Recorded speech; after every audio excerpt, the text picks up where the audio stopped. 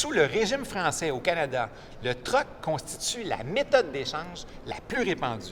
Vers la fin du 17e siècle, il manque tellement de capitaux dans la vallée du Saint-Laurent que l'intendant Jacques Demel met en circulation des cartes à jouer signées, échangeables contre des espèces ou des marchandises, et leur confère même un cours légal.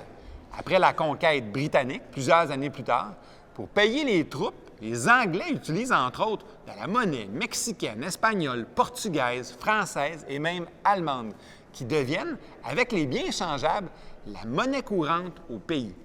Pour remédier au manque de devises, 9 commerçants montréalais rassemblent des capitaux pour fonder une banque commerciale.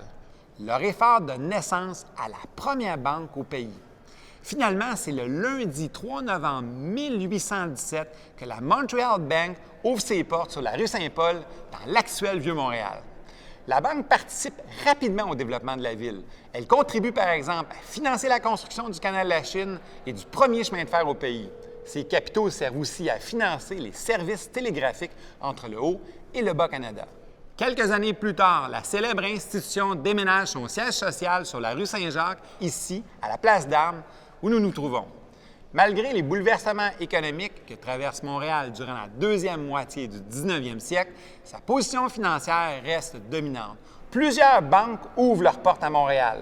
On n'a qu'à penser à la Banque Molson, la Banque des Marchands, Saint-Jacques, d'Hochelaga, pour ne nommer que celle-là. Aujourd'hui, le système bancaire canadien est solide et bien enraciné.